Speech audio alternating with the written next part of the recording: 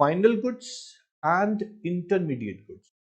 ये टॉपिक बहुत इंटरेस्टिंग है, बहुत काम का टॉपिक है, इस पे क्वेश्चन बन सकते हैं, तो आपको ध्यान देना है। फाइनल गुड्स और दूसरा इंटरमीडिएट गुड्स। मेरी बातें समझना, इंटरमीडिएट गुड्स और फाइनल गुड्स। दोस्तों, नेशनल इनकम अकाउंटिंग करते वक्त, नेशनल इनकम को मेजर करते वक्त हमें ये ध्यान रखना है कि हम जब भी नेशनल इनकम को प्रोडक्शन लेवल पे देखें, तो प्रोडक्शन में जो भी गुड्स की वैल्यू देखें, तो फाइनल गुड्स की वैल्यू को देखें, ना कि इंटरमीडिएट गुड्स की वैल्यू को। क्यों? क्योंकि इंटरमीडिएट गुड्स जो है बच्चों, ये इन प्रोसेस है, इन प्रोसेस है, ये रेडी टू यूज नहीं है, not ready to use for final consumption. इसलिए इनको नेशनल इनकम में इंक्लूड नहीं किया जाता। ये जो गुड्स हैं, intermediate goods, these goods are used for further production, for further production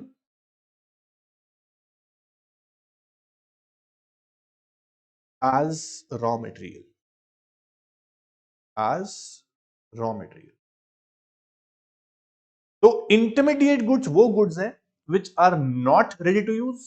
These are within the production process, within the production boundary, and they are not ready to use for consumption purpose as a final good. तैयार नहीं है ये, तो इनको लेके क्यों चलेंगे? लेकिन जो फाइनल गुड्स हैं उसके बारे में सुनो दोस्तों। फाइनल गुड्स वो गुड्स हैं जो रेडी टू यूज हैं। सबसे पहली बात, they are ready to use either for consumption or for production. Sir, final goods production purpose के लिए भी यूज होंगी? बिल्कुल, मैं बताऊंगा आपको फाइनल गुड्स में कौन कौन सी गुड्स आ सकती हैं। तो फाइनल गुड्स क्या है? रेडी टू यूज है, कंजम्पशन पर्पस के लिए या प्रोडक्शन पर्पस के लिए। लेकिन जो इंटरमीडिएट गुड्स हैं, they are not ready to use. इनको आप for further production as a raw material use कर सकते हैं। अब मैं आपको एग्जांपल दूंगा। देखो बच्चों, फॉर एग्जांपल अगर मैं बात करता हूं कोल की, कोल, एक इंडस्ट्री में अगर कोल यूज होता है तो as a raw material use होता है। दिस इज इंटरमीडिएट गुड्स, क्योंकि ये फर्दर प्रोडक्शन के लिए यूज होगा। करेक्ट है ना? अब अगर मैं बोलता हूं कि कोल को आप अपने घर में, कोल को अपने घर में, इन योर हाउस यूज करते हैं, किस लिए? सर, बहुत सर्दियां जब होती हैं, कुछ लोग क्या करते हैं कि कोल को जला के हाथ सेकते हैं, रूम में हीटर बना लेते हैं उसका। तो वो आप उससे कोई प्रोडक्शन नहीं कर रहे हैं, उस समय पर कोल आपके लिए फाइनल है। तो एक ही गुड इंटरमीडिएट भी हो सकती है, वही गुड फाइनल भी हो सकती है। कंडीशन इज कि पर्पस क्या है। आपका पर्पस प्रोडक्शन करना है, आप रेगुलर बेस पे प्रोडक्शन करते हैं और वो रॉ मटेरियल है, तो वो इंटरमीडिएट गुड है। अगर आप कंजम्पशन पर्पस से उसे यूज कर रहे हैं तो वो आपके लिए फाइनल भी हो सकता है। वो बातें हम करेंगे बाद में। अब मेरी बात सुनना, वुड से, वुड से बनता है फर्नीचर। मान लीजिए वुड से बनाई हमने टेबल, तो would is intermediate and table is final, क्योंकि टेबल का यूज आप करेंगे, वुड का यूज डायरेक्ट आप नहीं करेंगे। अगर लकड़ी के एक तने पे, पेड़ के एक तने पे आप बैठ जाएं, तो आप कंफर्टेबल नहीं होंगे ज्यादा बहुत देर तक, तो आपको दिक्कत देगा बैठने में। उससे अगर चेयर बन जाए कंफर्टेबल, तो आराम से आप उस पर बैठ सकते हैं। आपकी यूटिलिटी टेबल में है। तो हम इंटरमीडिएट गुड्स को डायरेक्ट यूज नहीं करते, उससे कुछ प्रोड्यूस करते हैं, इसमें कोई सेटिस्फाइंग पावर हो, उसके बाद उसको हम उसको यूज करते हैं। तो वुड इज रॉ मटेरियल, यानी कि इंटरमीडिएट गुड, और टेबल इज फाइनल। तो इंटरमीडिएट गुड्स कौन सी गुड है बेटा? इंटरमीडिएट गुड्स वो गुड्स है which are used for further production as raw material.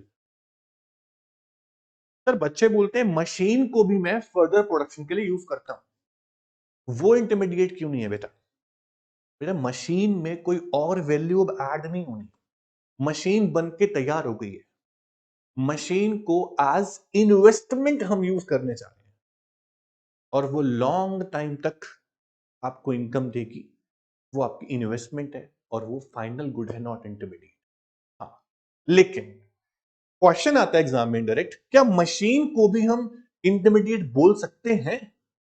अगर हां तो कब, रीजन क्या है? सर मैं आपको बताता हूं, मशीन को भी आप इंटरमीडिएट गुड्स बोल सकते हो, किसी भी गुड को आप इंटरमीडिएट गुड बोल सकते हो कब? अगर वो सेम ईयर में, अगर वो सेम ईयर में एक ही साल के अंदर अंदर रीसेल हो रही है, तो क्या हो रही है बेटा? रीसेल हो रही है, जिसको आप रीसेल कर सकते हो। जैसे कि मशीन खरीदी एक मशीन डीलर ने और वो उसको आगे रीसेल करता है, तो मशीन डीलर के लिए मशीन इज नॉट फाइनल, वो यूज नहीं कर रहा उसको, ना प्रोडक्शन पर्पस से ना कंजम्पशन पर्पस से, वो उसको आके रीसेल करता है। तो जिन गुड्स को सेम ईयर में, ध्यान रखना सेम ईयर वाली बात, एक साल के अंदर रीसेल किया जा रहा है, वो इंटरमीडिएट गुड है, फाइनल नहीं है। ओके, अब एक और बात सुनो, मशीन को परचेज किया हाउस होल्ड ने, एक सिंपल कंज्यूमर है, नॉर्मल कंज्यूमर ने घर पे वॉशिंग मशीन परचेज करी या स्विंग मशीन परचेज करी, कोई मशीन परचेज करी, इसको घर के पर्पस से यूज करता है, प्रोडक्शन नहीं करता, उसके लिए फाइनल है, करेक्ट है। लेकिन अगर कोई डीलर मशीन परचेज कर रहा है रीसेल पर्पस के लिए, तो वो इंटरमीडिएट है। अब कोई प्रोड्यूसर मशीन यूज कर रहा है, उससे फर्दर प्रोडक्शन करता है, तो वो इंटरमीडिएट नहीं है बच्चा। Machine is investment for the producer, तो वो फाइनल गुड है, इंटरमीडिएट नहीं, क्योंकि ना ही वो रीसेल कर रहा है और ना ही वो रॉ मटेरियल है, उससे प्रोडक्शन तो हो रहा है, लेकिन जो गुड्स, ऐसी एसेट्स जिन पे एक्सपेंडिचर किया जाए और वो और इनकम जनरेट करते हैं, उसे इन्वेस्टमेंट बोलते हैं, और वो फाइनल गुड है सर। इंटरमीडिएट गुड्स वो गुड्स हैं जो प्रोडक्शन प्रोसेस के लिए यूज हो रही है लेकिन एज अ रॉ मटेरियल, या उसे हम रीसेल कर सकते हैं सेम ईयर में, तो भी वो क्या है?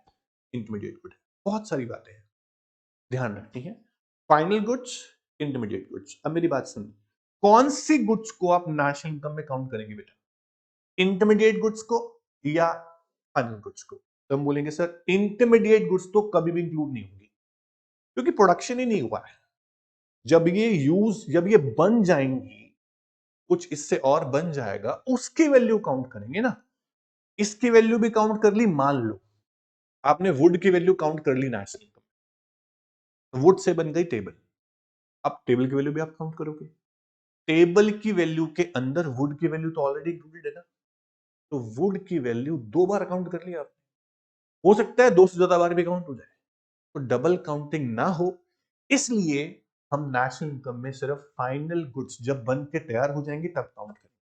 हम फाइनल गुड्स की वैल्यू ही लेके चलते हैं, नॉट इंटरमीडिएट। समझ में आया बेटा? अब एक और चीज सुनो, जो फाइनल गुड्स है, फाइनल गुड्स जो हैं, उनकी डिमांड, उनकी डिमांड डायरेक्ट डिमांड है, क्योंकि हम सीधा और सीधा फाइनल गुड्स की डिमांड करते हैं बेटा, लेकिन इंटरमीडिएट गुड्स की डिमांड तब की जाती है जब कुछ और फर्दर प्रोड्यूस करना हो।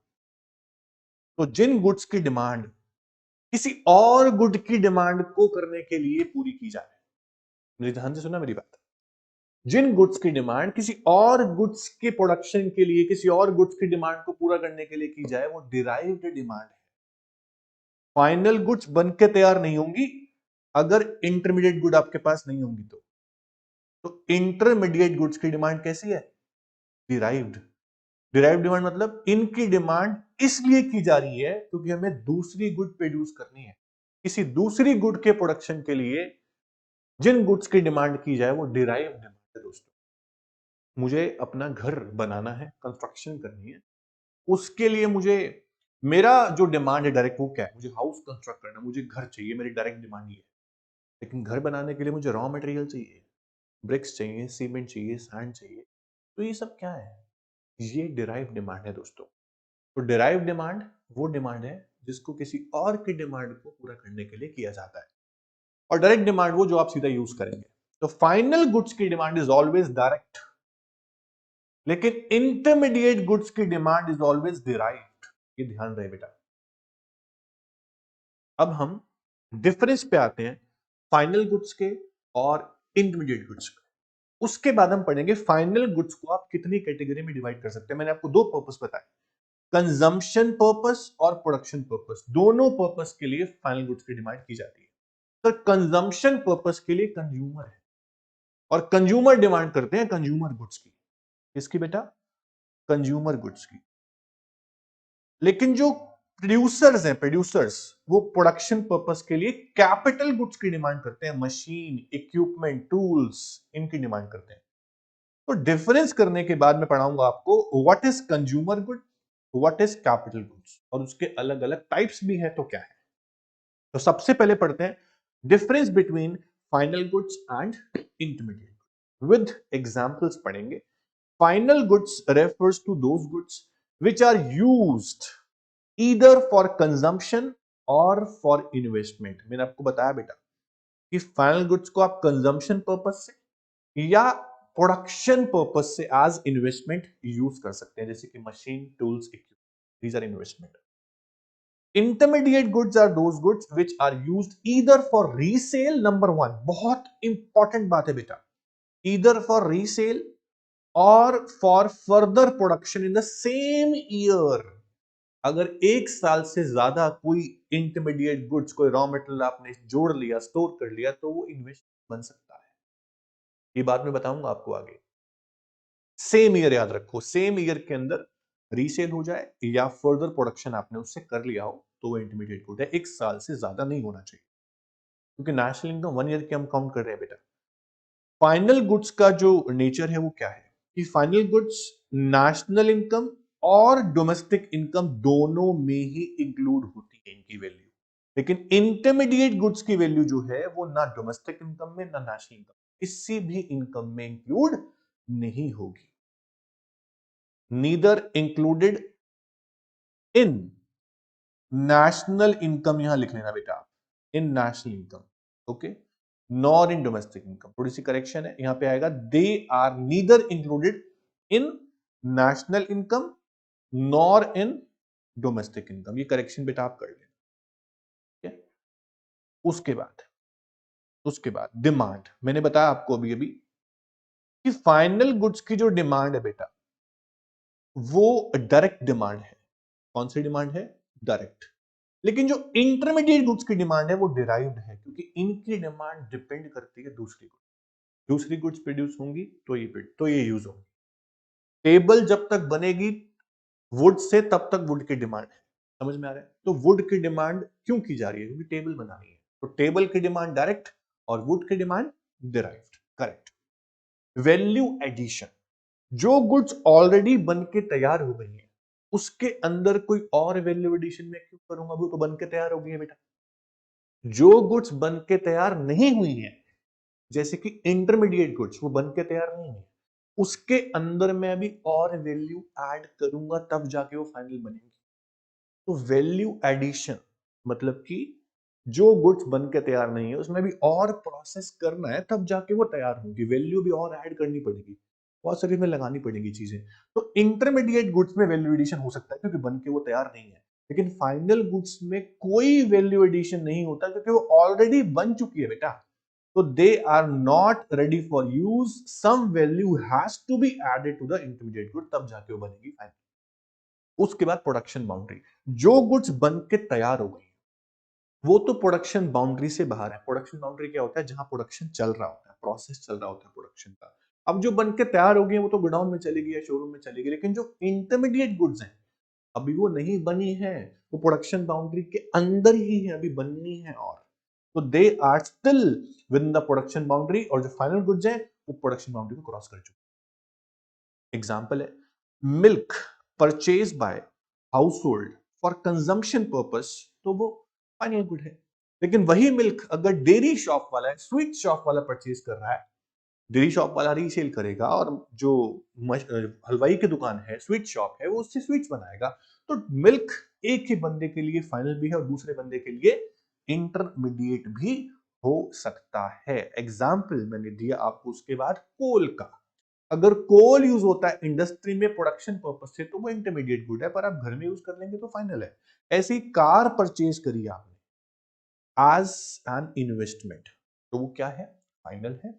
और जो कार अगर रीसेल हो रही है शोरूम पे तो वो इंटरमीडिएट भी हो सकता है। ये था आपका difference between final goods and intermediate.